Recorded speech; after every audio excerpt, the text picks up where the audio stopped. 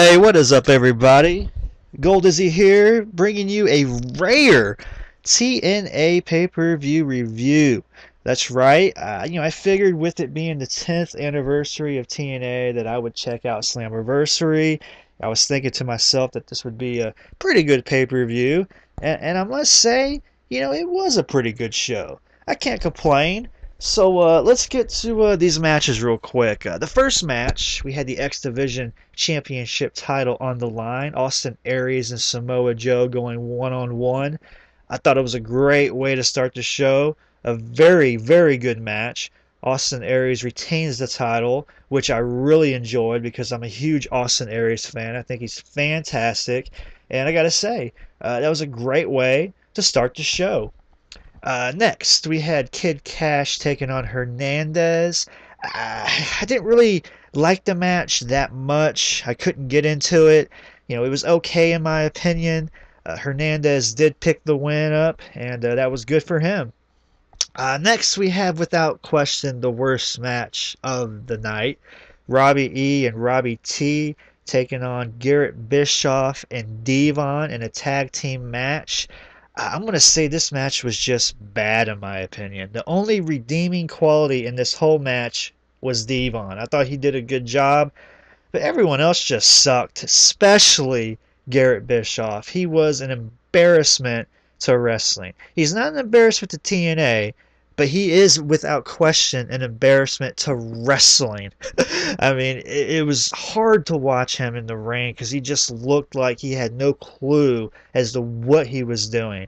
And unfortunately, and actually surprisingly, Garrett Bischoff and Devon pick up the win. Of course, Garrett Bischoff had nothing to do with that win. It was Devon who got the win. But now, let's get to the next match, the number one contenders match. This was a triple threat match. Mr. Anderson, RVD, and Jeff Hardy. This was a great match. Really, really good triple threat match.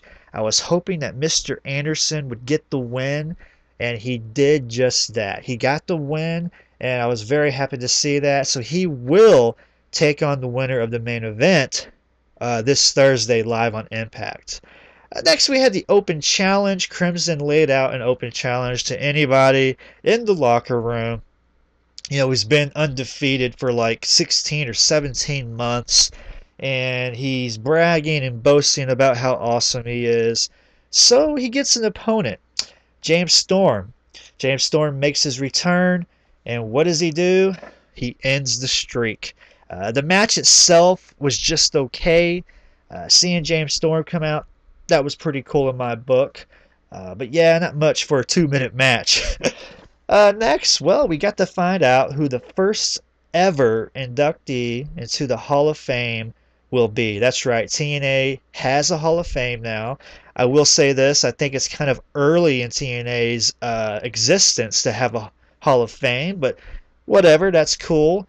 Because the first ever inductee in my book is a great choice, none other than the icon Sting. Sting is without question my favorite wrestler of all time. I've been watching him since his NWA days, and he never made it to the WWE, which means he'll probably never make it into the WWE Hall of Fame. So it's good to see that he gets recognized for his wrestling contributions. And he's going to be the first ever inductee into the TNA Hall of Fame. So with that being said, I say congratulations to Sting. Next, we have the Knockouts title match. Miss Tessmacher taking on Gail Kim.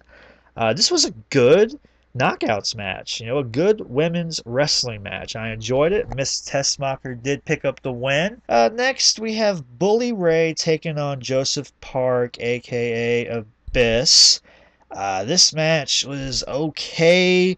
I can't really get into this storyline. I just, Abyss is playing his brother, Joseph Park, and wouldn't you know, Abyss helped him win the match. Obviously, it was someone else dressed up as Abyss, but he did help Joseph Park win the match. So Bully Ray, he got beat.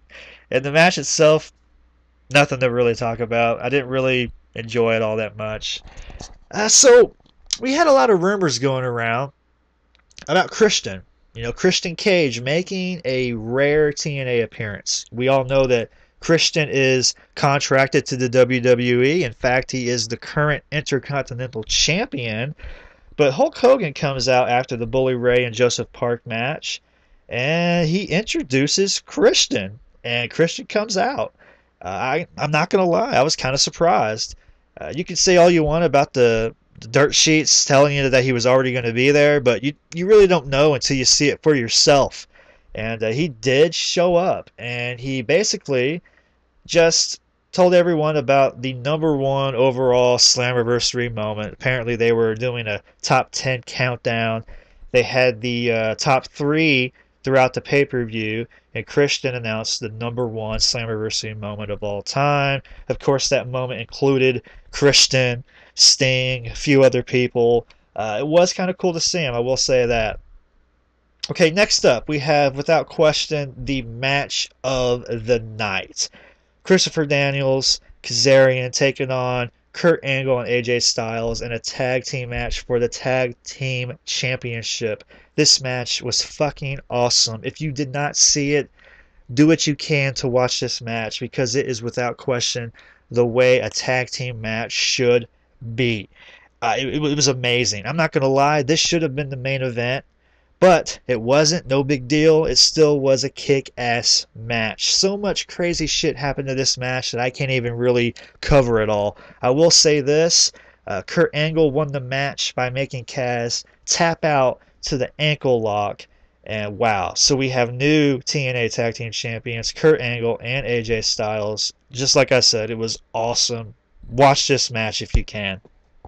So now, we get to the main event. The TNA World title is on the line. Sting going after Bobby Roode. And,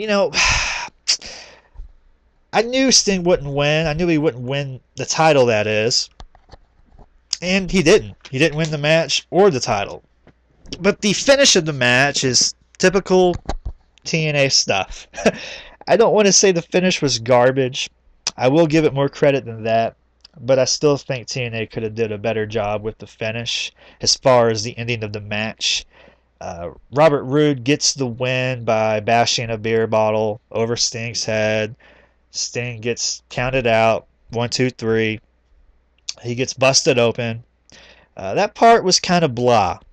But the aftermath of the match, when Sting just went berserker on everybody, that was kick-ass. I really loved the very ending of the whole segment when Sting and Robert Roode were on the stage area, and Sting hits him with the Scorpion Death Drop off the top of the stage, down to the bottom on the floor through some tables. It was sick, dude. I couldn't believe it. I loved it. Everyone started marking out in the arena. It got a huge pop from the crowd. It was awesome. So, the match itself was kind of okay, but that right there made the match good. And even though it happened at the end of the match, after the match was over, I still enjoyed it. It got me going pretty good. I liked it.